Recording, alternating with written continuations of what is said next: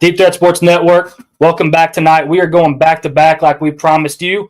We told you guys we were going to have a Coach's Hot Seat episode and a Week 0 preview this week, and that's exactly what we are doing for you guys here tonight. Tonight I have Bryant and Nolan with me, and we are excited because we can officially say it is showtime for college football, and we are going to start talking about the games, and that is the best part. That is the reason why we do this.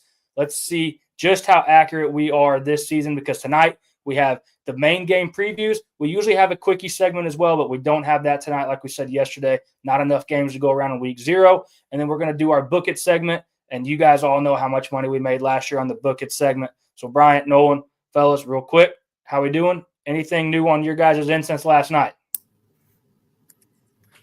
Not really. There was a little bit of news that came out today with the SEC, but we're going to talk about that in our news segment. That's pretty intriguing stuff. Yes, sir. Nothing new. Good deal. Well, let's get right into this thing then. Let's go ahead and take care of business. The first order of business is Joey Aguilar was named the starter at Tennessee. That came out this week, and they're going to go ahead and move forward with him. I think a lot of us kind of saw that. I mean, you bring the guy in for a reason. Steve Angeli is going to be the starter down there at Syracuse. A lot of people are saying, hey, man, if he would have stuck around Notre Dame, he might have been the starter at Notre Dame again this season, and I do believe that as well. This is kind of a big one here. Jam Miller going to miss some time at the running back position for Alabama. I'm sure everybody that follows college football saw the pictures of him going around of how much weight and muscle mass this guy put on. Good Lord, he is a bowling ball. So anxious to see what happens with Alabama there on that. Julian Sayin named the starter at Ohio State. This is not a surprise to any of us as well. We did hear that Keenholz was kind of pushing him there a little bit, so that was a shock, and we were kind of surprised that it came down list late. But the right guy for the job, I think, has been named. Quentin Joyner goes down for Texas Tech with an ACL injury this season. He will be out the remainder of the season. So what does that look like for Texas Tech's running back room? C.J. Carr in the starter at Notre Dame. This was one that was really intriguing, really down to the wire. Like Bryant said last week, I mean, does this bring up some locker room questions? There was a lot of talk about how they wanted Kenny Minchey to be the guy and not C.J. Carr. So kind of surprised by this one, actually. I felt like it was going to go Kenny Minchey's way right there at the end. Also, on the last bit of news segment that we have here that Bryant wants to talk about too, I think, is SEC is getting really close to adopting a 9-game conference schedule in 2026 with 3 permanent opponents and 1 Power 4 out-of-conference game requirement. Fellas, that's big news. And that really you're really going to hear the people, the SEC coaches, and all the you're going to hear all the conversations about the schedules now for sure. So, Nolan, I'm going to kick it to you real quick. I know you're not as big of an SEC guy as Brian myself. So what comes to mind when you hear this? I mean, if the Big Ten's going to do it, why not make the SEC do it? If you truly look at the top teams, the Big Ten and the SEC, the past 3-4 years, I think the top talent, the Big Ten's got them. So let's see if the SEC can really dominate like they say they should, I guess I should say. See if their top teams are really the top dogs. Because if you're trying to tell me that you can compete against anybody and everybody top to bottom, I'll take your middle against anybody, but I don't know if I'm going to take your top over the Big Ten's top, especially the last few years. So let's see. Let's prove it. It's going to be fun. There's going to be a lot more big-time games, added conference game, added out-of-conference Power 4 team. And so you're only really going to have 2 buy-in games rather than basically 4 as it is now. Yeah, I think this is a really good move, really good business standpoint move. I think you'll see kind of this may go hand in hand with like an extended playoff, honestly, maybe adding some more spots because there's going to be – you're going to sprinkle in a few more losses, right? You add another conference opponent, and I know people hate hearing it. The SEC is a pretty damn good conference. You got a couple – teams there that are called the doormats of the SEC that you can sneak a win out on, but not everybody's going to get those teams. So this really makes it interesting, and I'm anxious to see how the playoff committee and the voting goes for getting these teams into the playoffs moving forward. And that's also if this goes all the way through. It's a lot of speculation right now, and they're pretty confident it's going in that direction, but we'll see where this really ends up. So any other – go ahead. Go ahead, Noel. Those bottom SEC teams, like we're talking about like Arkansas this year, Kentucky this year, Mississippi State – I think how you see like Oklahoma, Florida having some of the toughest schedules this year, it's going to be the bottom of the SEC is going to have murderer's row of schedule Because if I am Alabama, Georgia, Texas, anybody trying to compete for the SEC championship, I want Arkansas, I want Kentucky, I want Mississippi State on my schedule. Give me the bottom feeders. I mean, those teams are already struggling a little bit. I think it's only going to be worse unless some of those top teams fall off. Because, like I said, those top teams are going to want some for sure wins. That's the only way you're going to do it if you're going to play a 9-team SEC schedule. It's going to be real tough for them to climb back out of that hole unless they're going to dump a lot of money into this. Yeah, I agree with you, Nolan. And Colin, you mentioned speculation. This is happening. The SEC posted it on their Twitter page. It is officially happening in 2026. Okay. There's a 6-game rotation. You have 3 permanent opponents. You have 6 opponents one season, and then you play them home, 3-3 at home, 3-3 away the next season. And then the other rest of your conference teams, you play them home and away every 4 years. So it's going to be pretty even schedules, I feel like. There's going to be some lopsided ones, obviously, but yeah, it is set in stone. It is happening. Okay, that's awesome. I read this morning that it was moving that direction, and that was kind of the last I had time to read on it today. So glad you cleared that up. Well, hell yeah, let's do it then, man. This is what we're here for. We want to watch. We mentioned this actually last week. We want to watch banger games. This is what we're after. We want to watch a lot better football games than Alabama versus Citadel. So this is what we're after, and it's getting that direction. So hell yeah, I'm all for this. Anything else on the news segment, fellas? Only other news I'd want to mention, we talked about the locks last week. Virginia's got a lot of injuries at the moment. Some dudes out for the entire season. They're going to have a rough year this year. Go do your research, but maybe a team that you would want to put an under on that we talked about before the podcast last night. Yeah, running out of time to get those bets in. So if you're following with us and following the locks episode that we did last week, make sure you get in there and get it real quick because the getting's about to be over and no longer good. So make sure you're taking care of that. All right, fellas, the time has come. Are we ready to do this? It is finally game time, and let's do it. Let's talk about our first game. All good? Yes, sir. Hell yeah, let's do it. The first game that we are going to talk about for week 0 in the 2025 college football season is none other than Fresno State at Kansas. That's going to be 8 or 5:30 on Fox this Saturday. And this, fellas, is going to be a intriguing first football game that we're going to talk about here. So, Nolan, what are you seeing with this Fresno State-Kansas football game? The line's currently sitting at Kansas minus 12.5. Tell me what you got here. I think Kansas is going to come in pretty jacked up for this. They got their new stadium. Everybody's proud of it. I mean, their team, they're expecting some good stuff this year. Maybe not the championship that everybody was truthfully hoping for from a couple of years ago when they were really on a tear, but they're expecting some big things out of Kansas this year. And I don't think Fresno State's going to put up much of a fight. That 12.5 line, probably pretty close, but I think it's only close because Kansas is eventually going to call the dogs off and they're going to put in a couple rotation players, second string guys to really bring home the game. I don't think Kansas is going to play Jalen Daniels all game long. If they do, the chances of him getting injured increases by about 80%. So I hope they don't. Bryant, where are you at with this game? I'm excited to see what We got a comment coming in for Go Jacob saying again. One of our listeners, Tristan, is just adamant his name is Jacob. I like it. I like it too. Go Jacob. I'm excited to see what Jalen Daniels does this year and in this game starting off. Can he stay healthy all season? Can he move this offense up and down the field and use his legs like we've seen him do?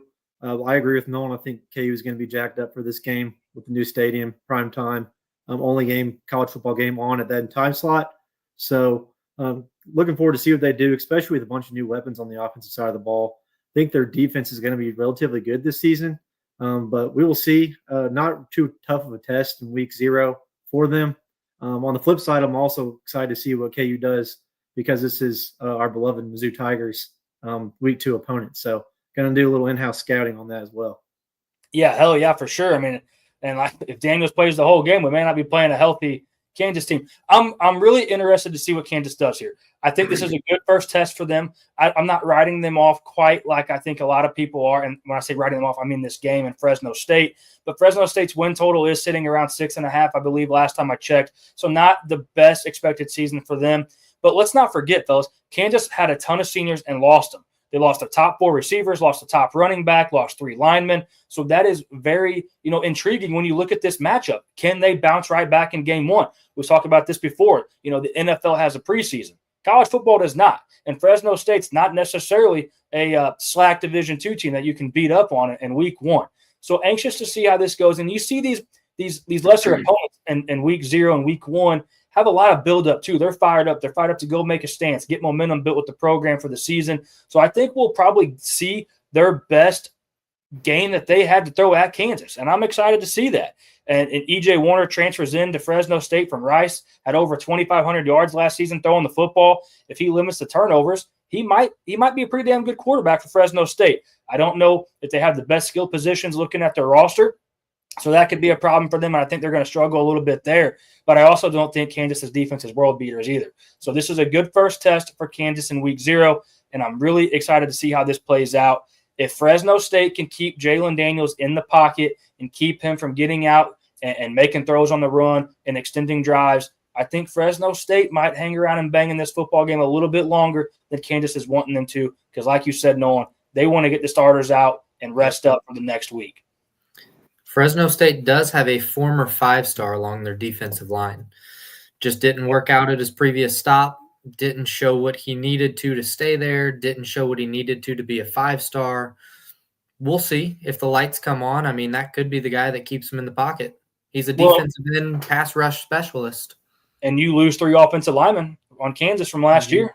Yep. And you lose the guys that you're used to throwing the ball to, and you lose that running back. It's a safety blanket. Hey, that guy could eat this first game. Yeah, I'm basing this totally off of absolutely nothing, but my gut tells me this game is going to be close in late into the third quarter. Yeah, I think so too. I think the new stadium though gets Kansas a little bit more juiced, right? Yeah. I mean, it should, and they're trying to make a statement too that they're trying to make a statement that they can hang around and bang in the Big 12 this year like the rest of the teams in the Big 12 can. So they don't want to be a doormat. Anything else on Fresno State, Kansas? Minus 12.5 for Kansas. If you like it, get in there and get you some. Also, like we always say here on this network, make sure you're buying the hook. Make sure you're getting that down to 12. The next game that we're going to talk about is a interesting matchup to say the least, and that's Stanford at Hawaii. Stanford going all the way out to Hawaii, long flight, I should say. This ain't no road trip. Hawaii is the betting favorite at minus 2.5. This is crazy that the Rainbow Warriors are a favorite against the Power 4 opponent. Bryant, what are you thinking about Stanford and Hawaii this season in this first matchup? I don't think we really would be talking much about this game if it wasn't week 0, but here we are. We've talked at length on the show that Stanford's not going to be very good this year. The days of Andrew Luck are well gone, and they lost their best player, Alec Moore, to the NFL last year. So they just don't really have a whole lot going on each side of the ball, and that's why they're an underdog. I think Hawaii has the better quarterback in Micah Alejado. He can move the ball, and Hawaii has some weapons on the outside that he can throw the ball to. Personally, I think Hawaii wins this game if he can limit turnovers and make plays like he did towards the end of the season last year. I know he had a really big game to finish 2024. We'll see if he can repeat that. And honestly, this is probably a good chance for them and himself to repeat against a down-in-the-dump Stanford team. I know the season hasn't started, but there is zero expectations for the Stanford Cardinal this year. Buddy, Michael Alejado, 469 yards and 5 touchdowns in that last game against New Mexico State. Yeah. Hawaii's been known to sling the rock around a little bit. So, hey, they might punch Stanford right in the mouth. Nolan, what do you got for us? There's not much going for Stanford this year. Like Bryant said, we think they're going to be one of the worst P4 teams in the entire country this year. And I'm pretty sure I saw a quote from Frank Reich, their interim head coach, that he is just around this year to make sure they have a program for next year. That's not the quote you want to see. It's been in the last probably month, 2 months that I've seen that quote. That's coming into the season. It's going to be a little rough. I definitely think Hawaii takes this game. Got a comment coming in here asking if one of the other listeners is Tristan. Isn't Tristan a Rainbow Warrior? Yeah, I do think, Mike, that Tristan is a huge Hawaii fan, and I'm sure he's going to be tuned in week 0 for that football game to cheer on the Rainbow Warriors. But yeah, like you guys said, Stanford, not a very good football team. They don't have much going for them. If your coach is already out for next season, pretty well telling you that up front, it's not a good look. Andrew Luck is in here to try to make a change, a GM in this team a little bit with a familiar face in Frank Reich. So maybe they can find a little bit of something to build on, but it's definitely not building on for this season. Just probably trying to get things going in the right direction. Hawaii was 5-7 last year. They're also looking to get we're kind of dismissing this, but this is a big game for Hawaii. You bring in a Power 4 opponent week 0 that you probably shouldn't win the football game, and here you are, the betting favorite at home. And fellas, they can put on a good venue, man. They can get after it. And I'm looking forward to watching this game. Head coach Timmy Chang needs transfer receivers Jackson Harris and Brandon White to show up early often in this football game. So I think what we see with Michael Alejado and this Rainbow Warriors football team is they can flat get after it and probably put Stanford on the ground pretty early, because Stanford's roster is pretty G5-ish, fellas. I'm not going to lie. Yeah, they just don't have much going for them on either side of the ball at all. No, they don't. I don't know. I don't know what you hang your hat on, man. I'm at a loss for Stanford. I can't believe it's gotten this bad. I mean, let's not forget, this is where Christian McCaffrey came from, who is one of the best in the business to this day. Yeah, and then when Andrew Luck was there, they had good defenses too. So, I mean, it's just kind of in no man's land right now. Do you think – I'm drawing a blank on the coach's name that was there for so long that did such a great job coaching Stanford and what they had to offer. What was his name? They let him go, and I'm really drawing – but I felt like he was honestly the guy for the job. It was working. What you had was working, and Stanford's a really hard place to coach, man. You can't just bring transfers in. It's a hard place to get in academically. They don't have the most NIL money. Really, really tough job, and I think he did what was necessary at Stanford. David Shaw. David Shaw. That's him, yes. And I felt like he did a fantastic. He was there for 9 years. Yep. Yeah, he had a good record there, but he's also the one that had McCaffrey, had those good defenses, had Andrew Luck. So they got good players. I got one of my kids just came in here, wanted to do a part of the show. Kinsley James, it's bedtime for you. Leon comments and says, University of Hawaii would be an awesome place to attend. Dude, that would be a fantastic university to attend. Probably wouldn't have the best football, like we're saying, to watch all the time, but wouldn't be a bad place to attend. Anything else on Stanford and Hawaii? No, sir. I'm good. Oh, the next game that we're going to talk about is Iowa State at Kansas State, and this is going to be one of the best football games. I'm going to kick it to Nolan and Bryant real quick because my kid needs me for a second. So, Bryant, Iowa State, Kansas State. This is the Ireland game this year. Yes, it is. We saw what happened in the Ireland game last year. Yeah, that was not very enjoyable. One team showed up to play. One team did not show up to play. It depends which side you're on if that was enjoyable. Well, do we think that's going to happen this year? Personally, I don't think so. I think both these teams are going to show up to play. I really do. Experienced quarterbacks on both sides of the ball. I think K-State is a little deeper than Iowa State, but I think this will be a close game. I know the game last year was close, but it shouldn't have been. I think this will be close because there's two relatively evenly matched teams. Anxious to see what Rocco Becht and Avery Johnson do. I just think K-State has more weapons than Dylan Edwards, better defense with Austin Big Salad Romaine. And so we'll see what happens. I give the edge to K-State just a little bit, but we've seen, I mean, even before the Florida State game and Georgia Tech last year, this game seems to have some weird things happen. So someone's going to be fishing this game. I think there's going to be a crazy play or something that's going to keep this game close, but I'm going to give the edge to K-State. Farmageddon, right? That's what they call this? Farmageddon, yes, sir. Farmageddon in Dublin, Ireland.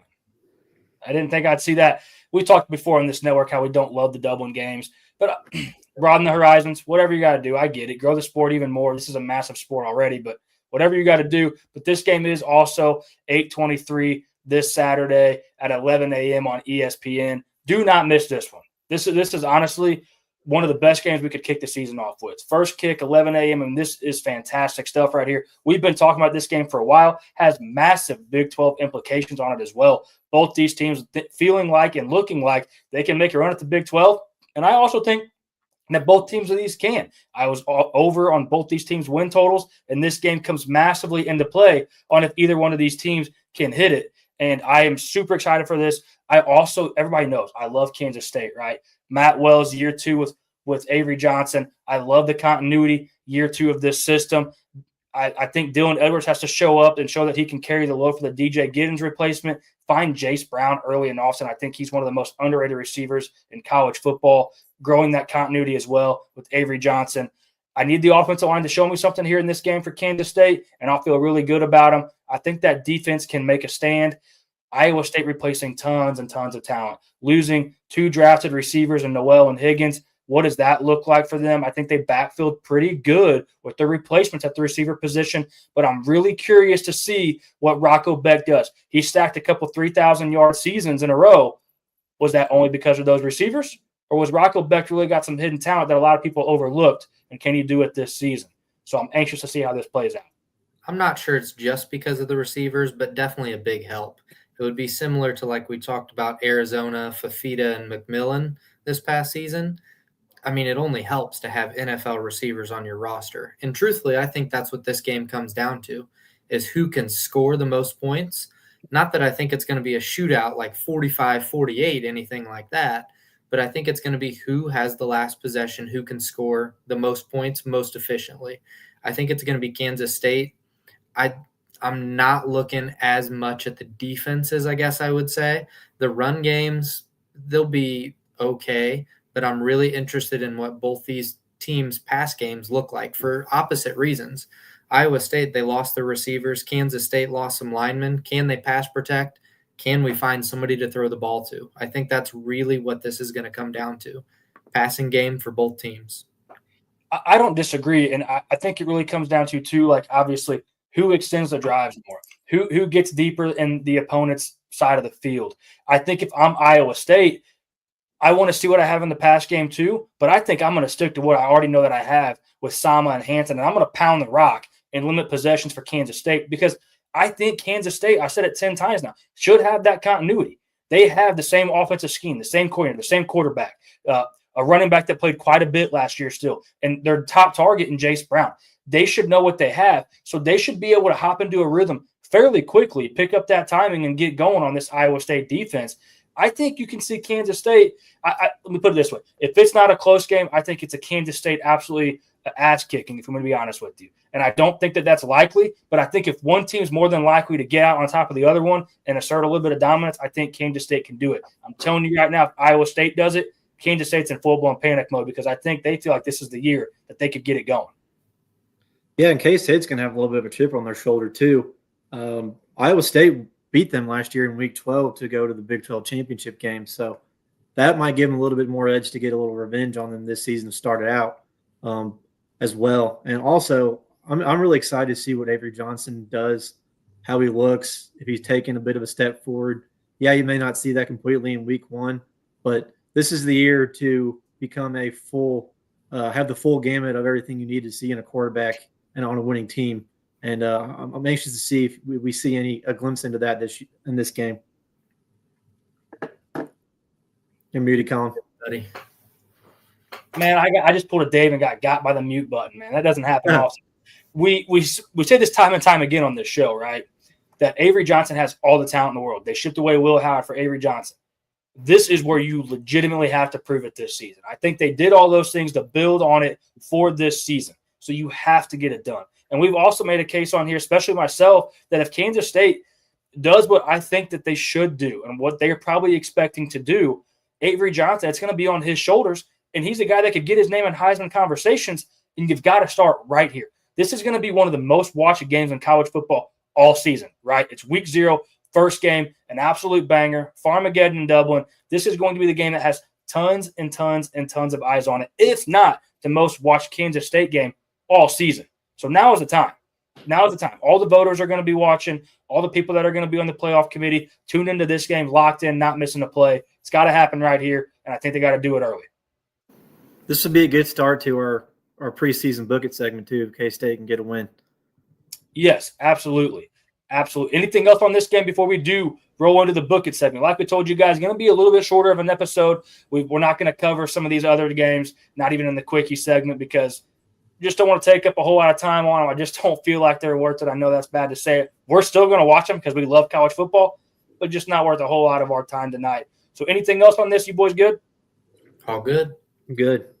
All right, fellas. So that means that we are going to move in to the best part of our show, where last year, Bryant, remind the people how good we did last year in this Book It segment. We were a salty 83-72 last year in the Book It segment. That's why it is. That is why it is award-winning, world-renowned, gold standard for college football sports betting. The Book It segment. Usually, you have to pay for bets like this to make. We're providing it for free. We're just providing the people what they deserve. And like I said, that's the sound of us cashing checks for all of you out there. So let's go ahead and get into the Book It segment. We have made it. I'm fired up. The first play that we're going to have in the 2025 season is none other than what we just talked about, Kansas State -3 for the reasons that we talked about. Fellas, I'm fired up. Bryant, tell them what we're going to do with this shit right here, baby. Hey, we're going to book that shit. Let's go. Oh, baby. Hey, we're going to start this out 1-0. We got all the comments coming in. We got a Your Daddy in here. We got Kansas State -3. Book it. Come on. Everybody get fired up. We're cashing checks and making money, baby. I'm looking forward to watching Kansas State bring the money home. The next game that we're going to talk about on our Book It segment, hey, all the comments coming in, all the rainbows in the comments. How could we not sit here and talk about Hawaii -2? It's sitting at 2.5. But what we have to do is lock it in and buy the hook, get it down to 2. You know what we always say, buy the hook. Don't get got by that half point. No one. Tell the fans what we're going to do, baby. We're going to book it, baby. Let's go, baby. Hey, we're going to get this thing 2-0, cashing checks like usual. And the final play that we're going to have in week 0 for you guys out there is Kansas Fresno State over 49. We saw this line just dip down here late and get down to 49.5. So what we're going to do is buy the hook again and get it down to 49 and cash checks. Bryant, tell them what we're going to do, baby. Hey, this is going to hit by the end of the third quarter. So we're going to easily hammer Book It. Over by the third quarter, baby. That's when you know the getting is good, when we're cashing checks by the third quarter. We like to call those sweat-free, and that's really where you get after it, making some money. Hey, we got a couple comments in here. How long does no one have to be on the show before he gets the DTSN backdrop? Mike, all no one's got to do. That's a good question. Is ask Brian. I think Brian's name is like DTSN head of operations. Like he's in charge of some of these things. I mean, all he's got to do is ship it over to my guy, and no one's going to look real good with that polo on and this DTSN backdrop. He hasn't been initiated yet. We have to go through the initiation process. Oh, we have another guy coming in here. Comment. Aaron says tier-based backdrops. So what he's saying there right now is we need to promote no one into the top tier and get this DTSN backdrop. We got to hook them. I don't think Hook 'em plays this week, but I guess we just got to hook them. We hook them when you can hook them, baby. We're saying hook them in the lines, Colin. Okay. All right. I can get down with that. Buy the hook. I'm always Kristen guy is, but he seems like he's always on the bottle drinking during our show. He's always saying some off the wall stuff. He might be. He's the Jacob Sayan guy. Jacob Sayan? Who is that? He's early recruiting Julian Sayan's brother. I completely made that up. I don't know if he has a brother, but if he does have a brother and his name's Jacob, we need to get Tristan on Ohio State's coaching staff because he's ahead of everybody else. I can promise. I'm looking that up right now. Oh, buying the hook. He's clearing the air for us. All right. Hey, I was a little slow to that one. Nolan and Bryant, hey, they picked me up while I was down right there. But yeah, fellas, it's week 0, man. The juices are flowing. I mean, the next time we wake up on a Saturday, dude, we're watching college football. This is why we did this. This is why we do this. This is why we did all the offseason work, all the prep work, all the over-unders that we gave you guys, all the players to watch the Heisman episodes, the money to make. We have done all of the homework for you guys, so you guys did not have to. We're giving the people what they want. And, hey, make sure as you're going through this, you're liking the episode, you're subscribing, you're hitting the alerts. That way you know when we go live. You're telling your friends because it is college football season now. So the casual fans are unhooking their wagons, and they're coming in live to get some late college football news, and it is time. So here we go, fellas. I'm excited for this. Anything else for week 0? Anything else? Last chance from the offseason that we missed and did not talk about that you want to get in right now because the time is now. No, sir. I am all good. I'm just excited to sit my butt on the couch and watch some college football on Saturday. Yeah, I bought me some ribs. Might go get some cold ones and get after it on Saturday. Okay, before we leave, that's a great point right there. We're going to wrap this up right after this topic. Maybe we get some comments to come in on this. What is your college football Saturday meal of choice to make whenever you're sitting down on the couch to watch football all day? Are you an order pizza guy? Personally, I like smoking something, whether it's usually like chicken wings. Camel Crushes? Oh, no, yeah, not the menthols. Chicken wings. I'm smoking chicken wings. I'll marinate them overnight and then throw them on the smoker around 9, so they're ready for big noon kickoff or whatever. Oh yeah, whatever game starts there early and then throughout the day. I look so forward to that. Nolan? A nice smash burger. Halftime of the first game, the first set of games of the day. Make yourself a nice smash burger at half. You're able to cook it and eat it all during halftime. Then you're ready to sit on the couch again. I love it. Hey, I'm throwing on a pork butt the night before. I'm making me a pulled pork sandwich, and I've got something to unlock for you guys if you haven't done it. I am going to make buffalo chicken dip with my pulled pork, and I'm going to put the buffalo chicken dip on my pulled pork sandwich with a slice of cheese, flat, get after it with a cold beverage. I'm really looking forward to doing that. It is life is so good now. There's nothing else to complain about. Every problem that you had in the world's fixed, no matter what it was right now, because college football is here. We got some chicken wings with some special seasoning, deer loins. I'm anxious to hear what that special seasoning is. I mean, there's a lot of special seasonings out there. Tristan, go ahead and let us know what the special seasoning is. We got Mike saying got a grill. Randy coming in here with a bang bang. Come on. Let's go, fellas. It's college football season. Life is good. All right. Next time we talk, boys, week 0 review. Little review episode for you guys' ass. So next week, with that being said, we have a week 0 review and a week 1 preview. Oh, it doesn't get any better, man. All right. That's Brian. That's Nolan. I'm Colin. You can follow us on YouTube at Deep Threat Sports, Apple Deep Threat Sports, Spotify Deep Threat Sports, X DT_sports_, Facebook Deep Threat Sports Network. Like I said, I'm banging the table. Like, subscribe, comment. You can go watch us on the podcast when you're driving in your car. Tell your friends, tell your family, tell them to come here and get their information because we're going to break it all down from you guys and we're going to get deep in it here at Deep Threat Sports Network. Until next time, fellas, peace.